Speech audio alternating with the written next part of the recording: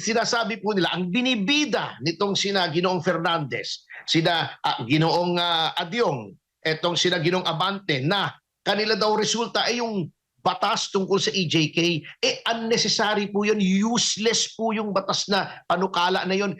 Inutil po yun sapagkat lahat po ng sinasabi doon sa batas na yon ay naroon na, they're already existing. Wala po tayong magagawa dyan sapagkat biased po sila. Itong Quadcom na pong ito po ay inorganisa, 4 na committee po yan, 4 na chairman. Isa lang po ang purpose niyan hindi naman upang gumawa ng batas, kundi upang sirain ang pangalan ng mga Duterte, lalong-lalo na si Pangulong Duterte. Dito tayo sa nakalipas na Quadcom hearing kung saan ay naging, di ko lang alam kung panauhin, resource person ba siya or nasasakdal kasi parang lahat against sa kanya. Ano sa tingin mo dito, attorney? Si FPRR dito pinatutungkulan natin.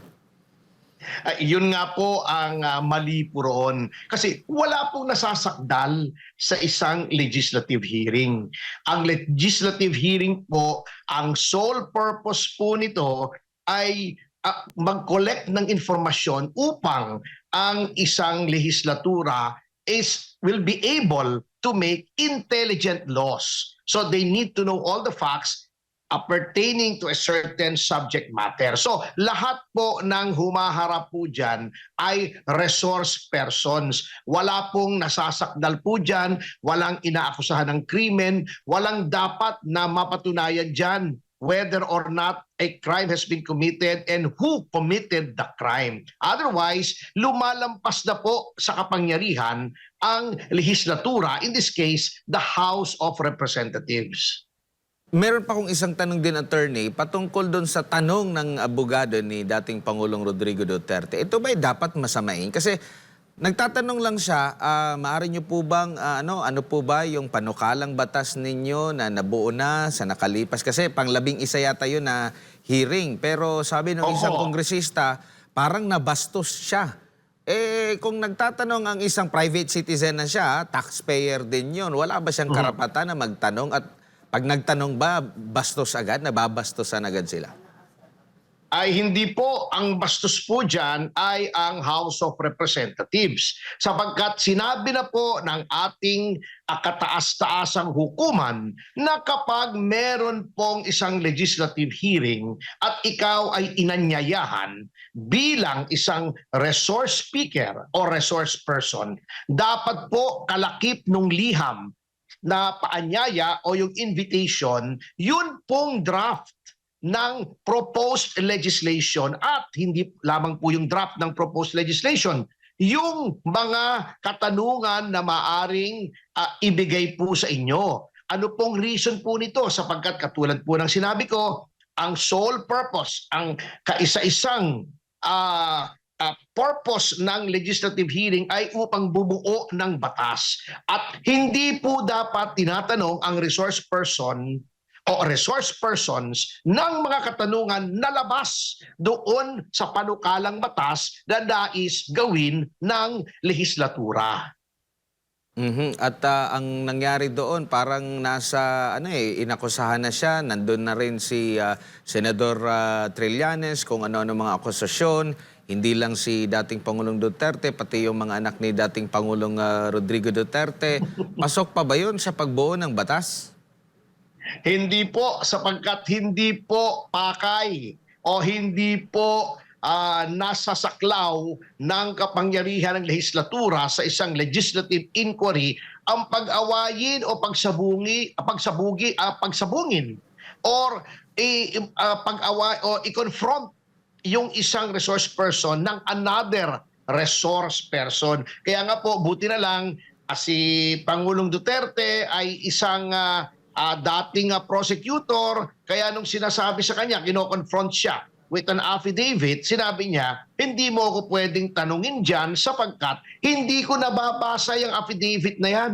Hindi mo ako binigyan ng kopya ng affidavit na yan. How can I comment on an affidavit that I have not seen nor read? So, maling-mali po talaga talagang nagiging circus po itong Quadcom hearings at dapat po ito'y wakasan na. Sapagkat sabi, sila na po mismo umamin. Sila po ay mayroon ng sinumiting panukalang batas tungkol sa EJK. Although walang kakwenta-kwenta, ay panukalang batas pa rin. Kapag ikaw ay nagsumiti na ng panukalang batas, tapos na ang trabaho mo with respect to that certain subject matter, which in this case is EJK. Kapag nagpadala po ba, attorney, ng imbitasyon, halimbawa itong isang komite ng Kamara kaugnay sa magiging pagdinig in aid of legislation, obligado ba sila na nakalagay doon sa sulat kung ano-ano mga panukalang batas yung kanila mga naiisip para at least prepare din itong kanilang magiging resource person kung ano yung mga inputs niya na maidadagdag doon sa pagpanday ng batas? Ay opo, talaga pong obligado. At yan po mismo ang ipinag-uutos ng ating saligang batas noong sabihin nila na ang mga karapatan ng resource person ay dapat ginagalang. Ano po itong mga karapatan na ito? The right to due process, the right to remain silent, the right against self-incrimination. At yan din po ang mandato ng mga desisyon ng ating Korte Suprema tungkol po sa limitations and extent ng powers ng legislature tungkol sa legislative inquiry. Yan po ay mga decided cases katulad ng Ermita versus Senate, yung Neri versus Blue Ribbon, Ong versus Senate Blue Ribbon Committee na ako po ang nag-represent doon sa petitioner. Ibinigay po ang limitasyon. Ang problema po sa ating mga legislators ay akala nila they are above the law. Hindi po nila sinusunod yung ipinag-uutos ng Korte Suprema bagamat nakalagay po sa ating civil code na pronouncements of the Supreme Court form part of the law of the land. At noon po sila ay sumumpa sa kanilang katungkulan bilang mga miyembro ng Kongreso, sila po ay nanumpa to uphold and defend the Constitution and all the laws of the Republic. Yan po ang hindi nila sinusunod sa kagustuhan lamang nila na yung agenda nila, yung script nila, yung kanilang narrative ay yun ang maisulong. Opo, attorney, doon sa in aid of legislation na pagdinig, sa tingin mo tama rin ba na ang answer lang dapat ay yes or no? Yun lang ba? At sinabi ni dating Pangulong Rodrigo Duterte, hindi ka investigador. Ano bang masasabi mo rito, attorney? Opo, tama po si dating Pangulong Duterte sapagkat hindi niya po inimbento yung doktrina o prinsipyo na yan. Yan po ay sinabi ng Korte Suprema sa ilang mga kaso, napakarami na pong mga kaso, na yung, ang isa pong kasong dapat binasa nila dito ay yung Calida versus Trillanes, kung saan nasasaad na ang Kongreso, kung ito po ay nagsasagawa ng inquiries in aid of legislation, hindi po sila pulis, hindi sila NBI, hindi sila piskalya, lalong-lalo nang hindi sila hukuman. Kaya hindi mo pwedeng sabihin answer yes or no. Ang nais mong makuha dito ay hindi ipiti ng witness o yung resource person, kundi kumuha ng impormasyon. Paano kang kukuha ng impormasyon kung ikaw ay ililimita mo yung sagot sa yes or no? So mali po yan.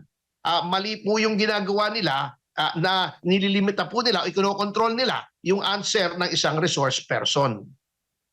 Opo, bago lang si partner Jason.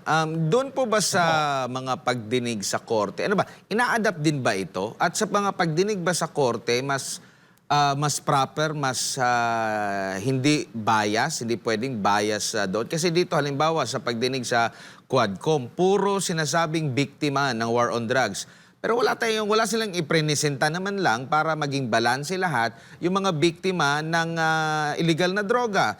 Yung mga biktima ng karumal-dumal na krimen dahil bangag yung suspect, mga pamilyang nawasak dahil sa illegal na droga, mga komunidad na grabe yung takot ng mga neighborhood dahil sa illegal na droga, attorney.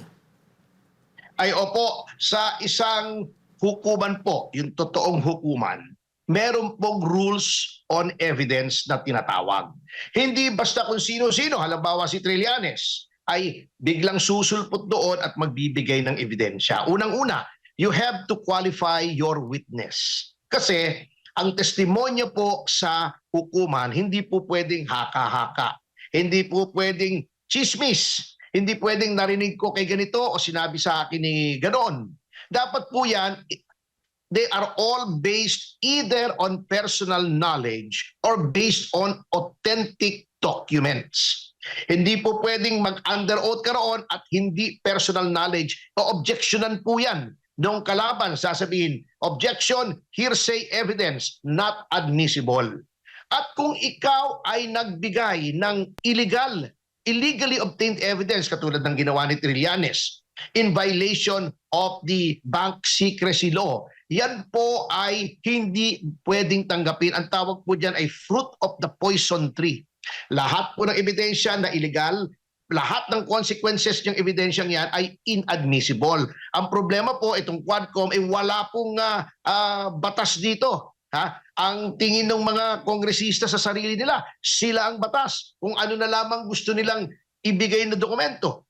O sino na lamang ibibigay nilang kung sino-sinong mga Herodes dyan, na mga witness, katulad ng pare, na sinasabi niya, libo-libo daw ang biktima, nagdrama pa. Inilatag pa yung mahabang listahan doon. Hindi naman pala niya kilala yung mga yon.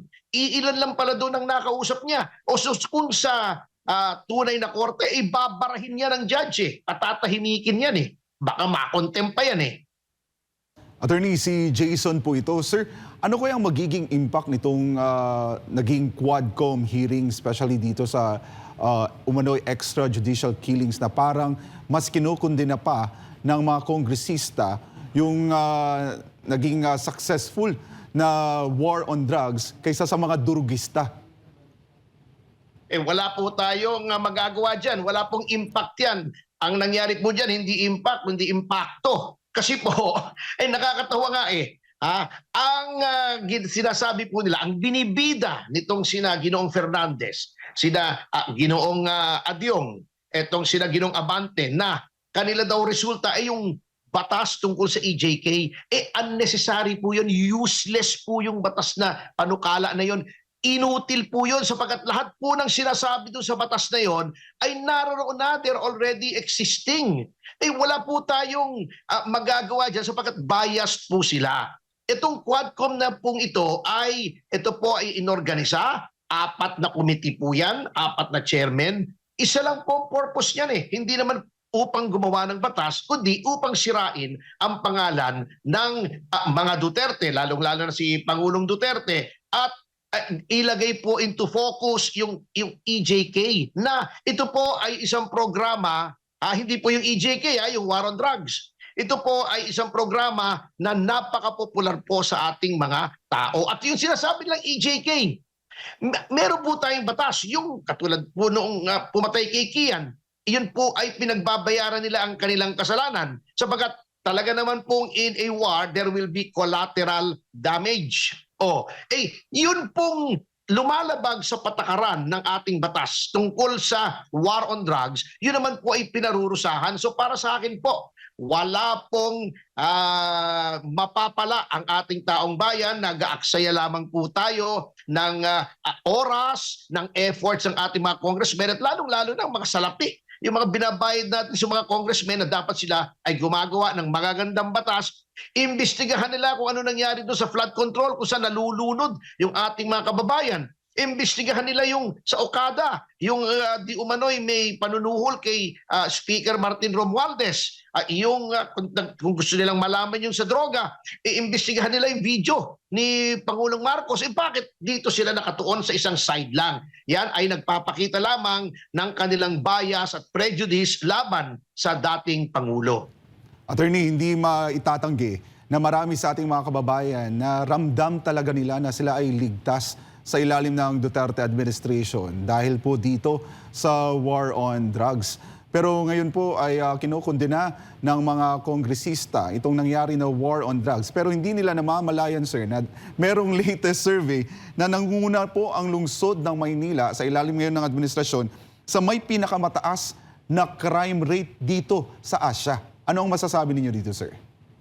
Totoo po yan sapagkat Unang-una po, nung tinigil nila yung war on drugs, hindi na po natakot yung mga pusher, yung mga drug lords, sapagkat iba na po ang policy. Hindi lamang hindi itinuloy ang war on drugs, hindi lamang naglembot-lembot ang ating pamahalaan, kundi natatakot na yung ating mga kapulisan na magpatupad ng mga batas tungkol sa droga sapagkat natatakot sila na sila naman ang kondenahin ng ating mga mambabatas. So, itong ginagawa ng ating kasulukuyang pamahalaan po ay it sends a chilling effect. Nawawalan po ng moral, nawawalan ng gana, natatakot ang ating mga kapulisan na ipatupad ang batas at hulihin yung mga lumalabag sa batas, lalo na yung mga drug lords na hindi lamang po ito'y paglabag sa batas na isa o dalawa ang biktima. Libo-libo,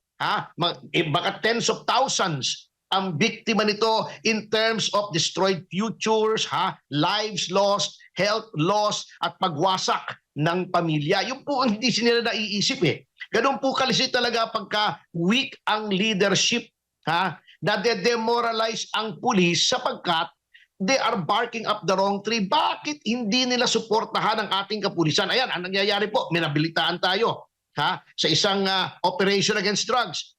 Yung mga pulis ang napatay, hindi yung mga pusher, hindi yung mga drug lords. So, yan po ang epekto ng weak leadership.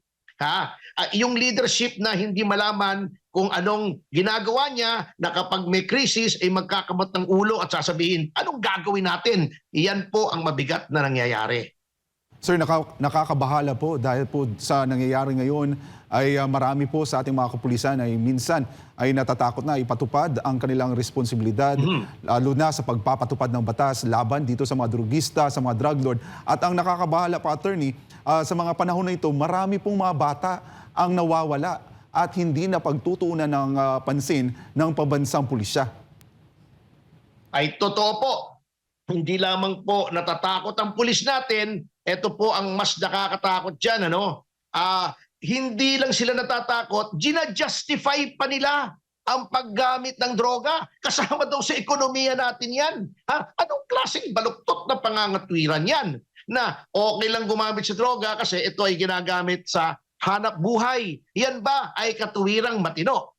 Number 2, yung sinasabi niyong nawawalang mga bata. Kasi nga po, hindi na natatakot ang ating mga kriminal sapagkat nanlambot na po. Nawalan po ng moral ang mga pulis sapagkat ang pakiramdam nila kapag sila ay gumawa ng matino at ito ay nangyari, ay nagkakomprontasyon at nakabarilan at dinidepensa lang naman nila ang kanilang sarili, ngunit sila ay nakapatay ng kriminal in the performance of their duties and in the defense of themselves, sasabihin, EJK sila, murderer sila, o baka patawag sila ng Kongreso. O pangatlo, at nakikita po nitong mga communist front organizations na hindi lamang naging malabnaw itong NTF-ELCAC natin, kundi namamayagpag pa ang mga kinatawan ng mga communist front organizations sa lehislatura, katulad ng Akbayan, Kabataan, Gabriela, etc. Ang yayabang nila. So ano nangyayari? Lalo pong lumalakas ang loob nitong mga insurgents, mga komunista, na labanan ng gobyerno at mag-recruit ng ating mga kabataan upang magdala ng armas, pumatay ng sundalo at malimit po, sila rin po ay napapatay sa kanilang murang edad. At saka, attorney, baka itong solusyon nila sa illegal na droga at kriminalidad kasi ayaw nila dun sa naging estilo ni dating Pangulong Rodrigo Duterte, baka i-google lang din ito, attorney. Gaya nung isa gaya din nung isa na ginugoogle lang, hindi na pala pwedeng wag na lang mag-aral ng law. Pwede na pala sa Google, attorney. Ayun nga po, ako nga, baka mag-open na po ako ng clinic dito sa bahay ko at mag-prescribe na rin ako ng gamot. I-google ko na lang kung anong gamot ang dapat ibigay. Kami may sakit ng isang bagay. Hindi po talagang nakakatawa po na lahat po ng justification ay kanilang ibinibigay upang malabag po nila upang gawin nila ang lahat ng paglabag sa mga constitutional rights ng mga resource persons na tinatakot nila, ayaw nilang pakausap sa abogado, sisiraan nilang abogado, pipilitin nilang umamin katulad ng ginawa nila kay Colonel Grijaldo, pinepressure si General Leonardo. Yan po ay hindi po gawain ng lehislatura. Kaya nakakalungkot po na alam niyo po, napakapangit na po. Hindi ko po sinasabing yung mga miyembro ang pangit katulad ni Luis Tro o ni Franz Castro. Yung ginagawa po nila ang pangit sapagkat nasisira po ang prestige, ang gravitas, ang reputation ng ating batasan, yung ating kongreso na dapat po it should be populated with honorable men and women. Kaya nga honorable ang tawag sa kanila. Pero ngayon, napakarami po nila na talagang napaka-dishonorable. Wala na pong dangal, wala na pong dignidad. Tsaka attorney, marami ding nakapansin kasi parang nagugustuhan nila yung terminong contempt, no? Pag hindi nila nagustuhan yung sagot ng kanilang mga tinatanong, contempt agad, no? At tinatakot ng contempt, kanina meron na namang na-contempt. Tapos nagtataka sila, yung kabilang sa mga nag-iimbestiga nagtatanong, convicted. Hindi naman ako, Ayun nga po. hindi na bilanggo. Marami po sila, hindi lang yung nagtatanong, ang dami nilang resource persons, katulad ni Trillanes, hindi ba convicted yan at nakulong yan, pinardon lang yan si Laila de Lima, kaya naman na-acquit yan umatras yung ibang witnesses nung wala na si Pangulong Duterte at naging weak ng ating leadership. Yung pare doon, yung si Father Flavio ba yun, ay self-confessed drug addict. Yan po ang kalidad ng mga resource persons nila at yan pa ang kanilang pinaniniwalaan. Sina Las Cañas, sina Matubato na napatunayan na time and again na walang kredibilidad at napakasinungaling ng mga tao.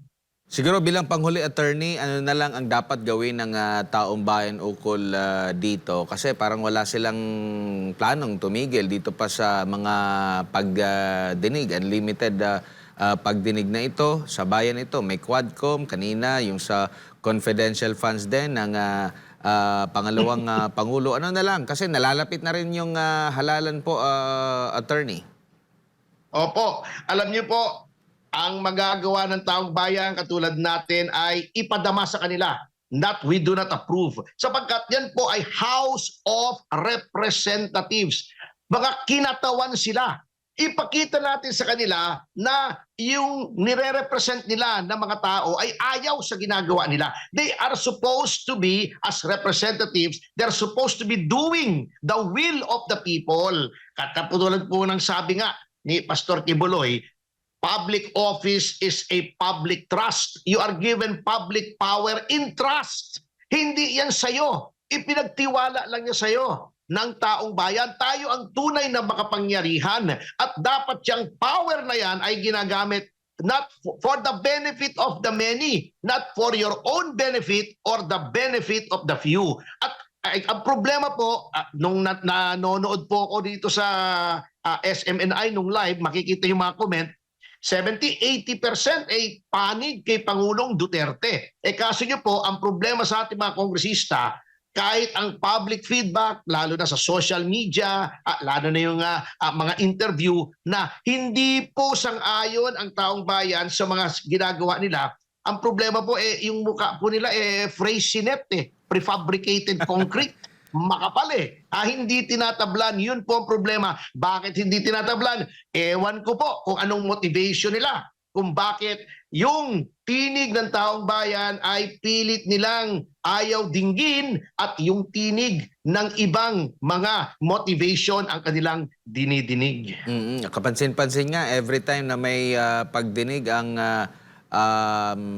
camera, yung comment section sa kanilang YouTube page ay naka-off. Ay, opo. Hindi, kasi pagkat ako lumilipat-lipat ako ng platform kasi ang tinitingnan ko lang may comment. Yung ibang malalaking mga istasyon, ang comment section talagang makikita nyong sinusumpa po sila. Ang problema nga po, may kasabihan, hindi ko sinasabing sila to ngunit may kasabihan, when money talks, you do not check the grammar. Kaya siguro ganun magsalita si Dan Fernandez.